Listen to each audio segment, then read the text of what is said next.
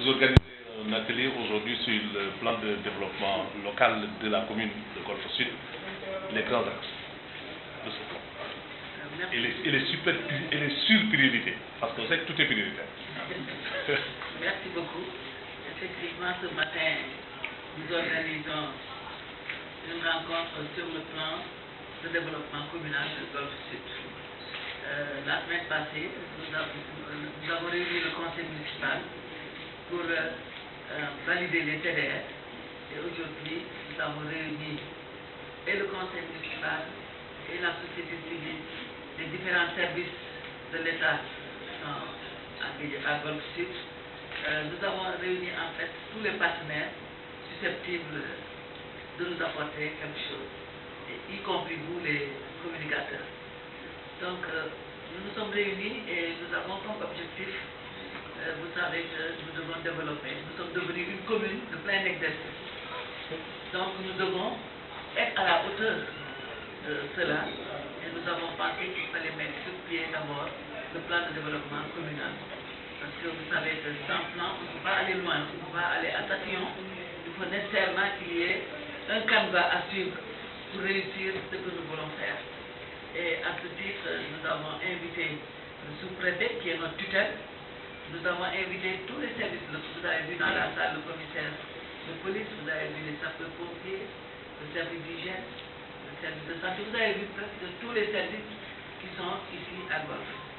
Donc, cette réunion a pour but de déceler les grands axes qu'il faut suivre pour développer notre commune en matière d'éducation, en matière de formation, en matière de santé, en matière d'environnement, de développement économique, du développement social.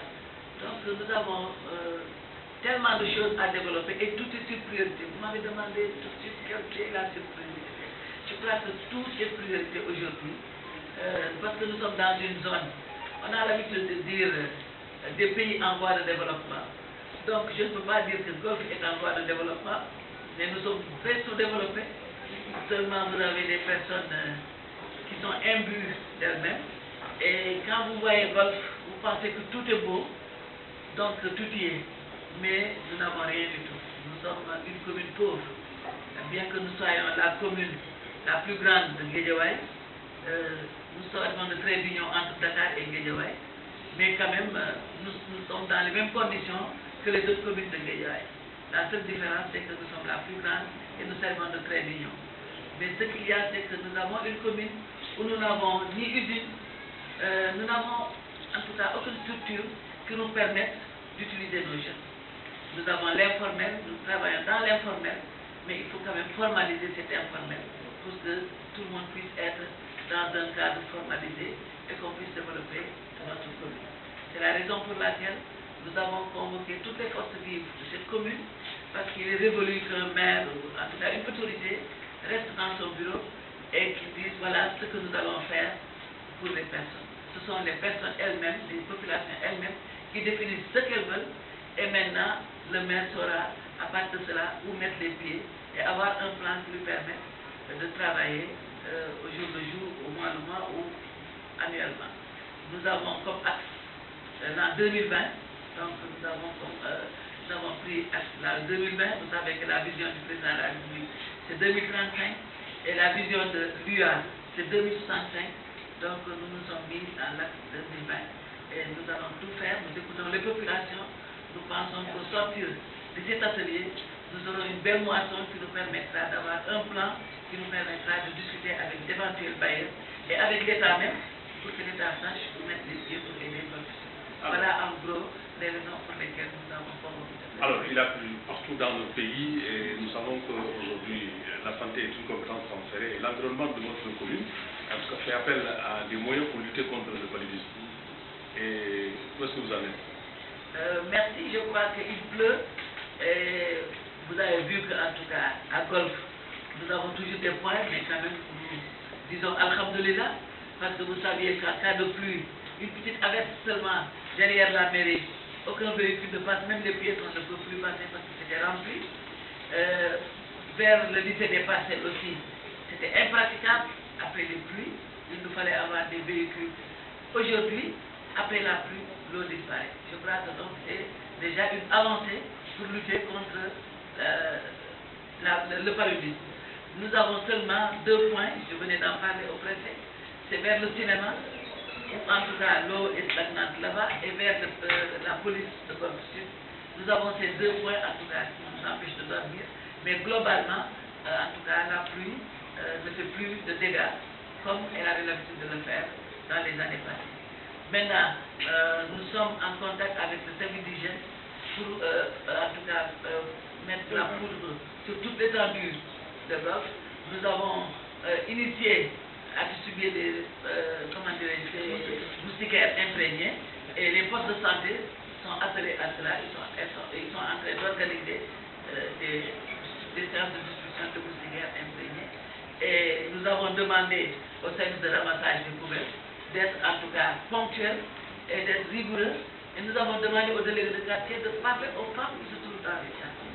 Il faut qu'elles sortent les poubelles quand la voiture passe. Mais quand elles attendent que la voiture passe pour sortir les poubelles et les mettre dans la rue, ça entraîne les moustiques, les mouches, les chiens errants, etc., et ça entraîne la maladie d'interne. Donc voilà là où nous en sommes par rapport à ça. C'est bon. Il y a une question qui vous paraît importante. On a certainement oublié de vous poser. Si tu t'en parles, am na lu la amal solo te ñu fàttali la laaj. Non, c'est bon. Kon nag ci wolof.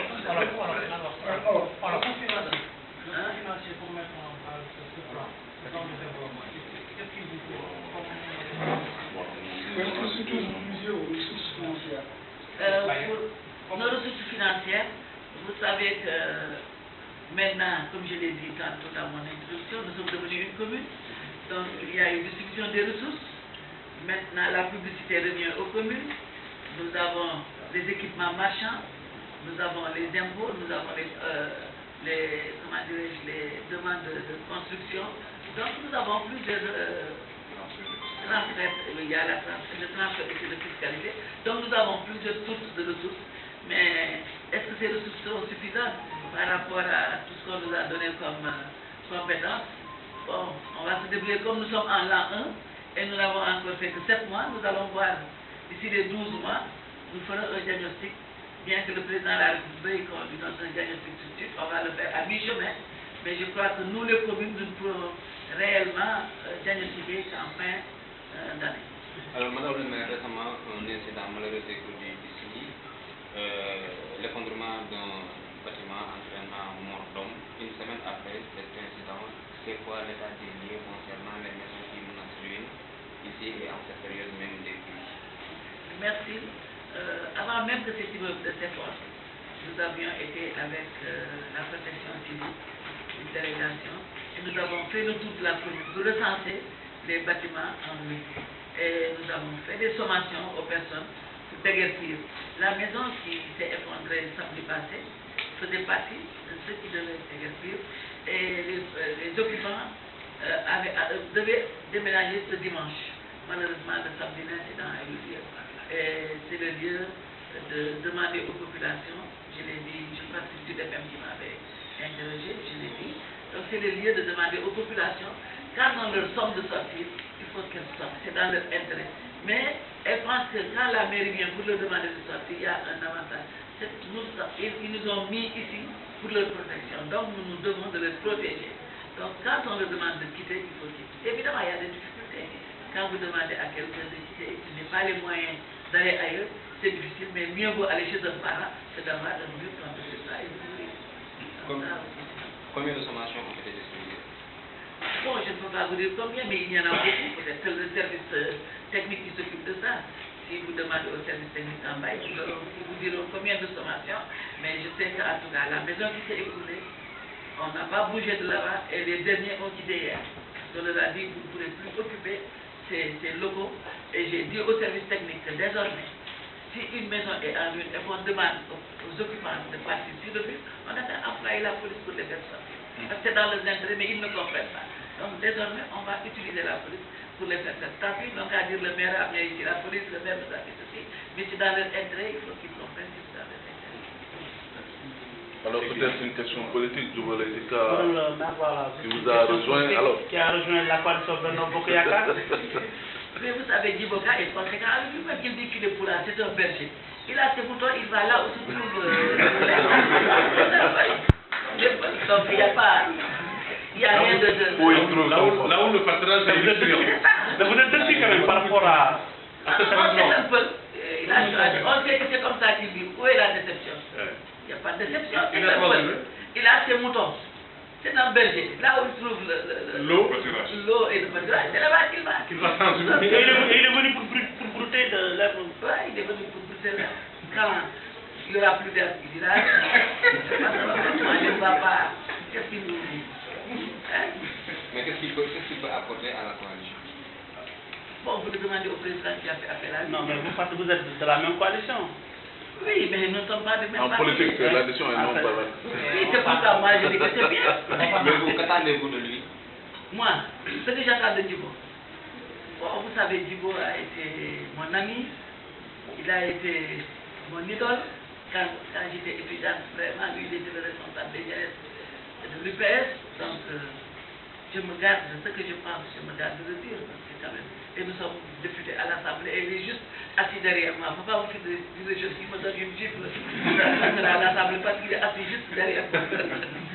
Bon, donc on verra ce que ça va donner. C'est le président qui a fait appel à lui, c'est le président qui dirige, c'est lui que les Sénégalais ont élu.